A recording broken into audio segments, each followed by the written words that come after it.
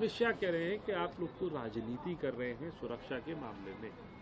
इस देश की सदन में घुसपैठ हुई, इस देश की सदन में जहां पर परिंदा नहीं फड़क सकता है, फोन लेकर नहीं जा सकता, छोटी पानी की बोतल लेकर नहीं जा सकता, वहां पर कैन लेकर कुछ लोग घुस जाते हैं, सदन को धुएं से भर देते हैं। और वो तब होता है जब ये देश 22वीं बरसी मना रहा था, सदन पर अटैक की और अश्रुपूरित श्रद्धांजलि दे रहा था उन लोगों को जिन्होंने सदन की हिफाजत में अपनी जान का बलिदान दिया। और ये कह रहे हैं कि इस पर हम राजनीति कर रहे हैं।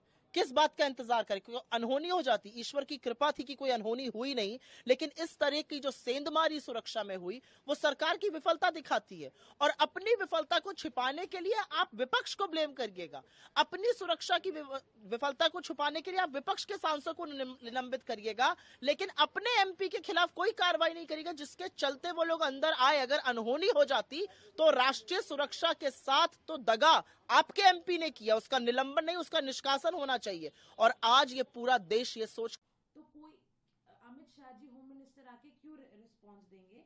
3 जरूरी बिल आज टेबल होने थे जो कि कांग्रेस की वजह से नहीं हो पाए। तो मैं बस ये विनम्रता से कहना चाहूँगी, वो काफ़ी एक्सपीरियंस पार्लियामेंटेरियन है, उनसे तो बस यही कहना चाहूँगी कि अगर जिम्मेदारी सिर्फ लोकसभा सेक्रेटेरिएट तक है और लोकसभा सेक्रेटेरिएट के ऊपर कोई नहीं है, तो यानी ये राम भरोसे ही चल रहा है सब कुछ। आप ये सोचिए कि इंडिया अगर कभी किसी और देश के साथ वॉर पे जाती है, ये कह दिया जाएगा उसकी जिम्मेदारी इंडिया के आर्मी चीफ को है, प्राइम मिनिस्टर की कोई नहीं है, गृह मंत्री की कुछ नहीं है। इतना बड़ा हादसा देश की मदर ऑफ डेमोक्रेसी के टेम्पल ऑफ डेमोक्रेसी में होता है और आप कहते हैं आपकी कोई जिम्मेदारी नहीं। मैं उनको याद दिलाना चाहती हूँ कि जब 22 साल पहले पार्लियामेंट में अटैक हुआ था और गोलियाँ चली थी और हमारे 13 लोग शहीद हुए थे उसमें, उस समय पर on the behalf of home minister 3 दिन के अंदर अंदर मिनिस्टर ऑफ एक्सटर्नल अफेयर्स ने उस पर जवाब दिया था और एक्सप्लेन किया था और पूरा बाकायदा बताया था कहाँ लैप्सेस हुए। फिर उसके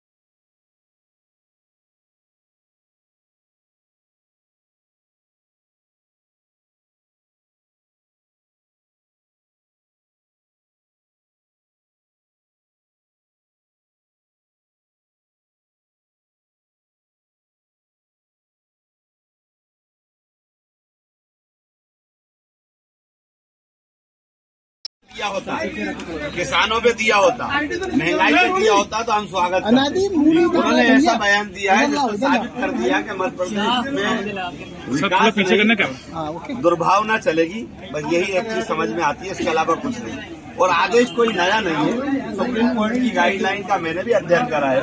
सुप्रीम कोर्ट ने कहीं प्रतिबंध शब्द का इस्तेमाल नहीं किया, उसने यंत्रों में सीमित संख्या, सीमित आवाज के लिए कहा है। उसमें कोई बहुत बड़ा नया नहीं दिखता, ये केवल मध्य प्रदेश में भ्रम फैलाने का काम मुख्यमंत्री ने किया। वो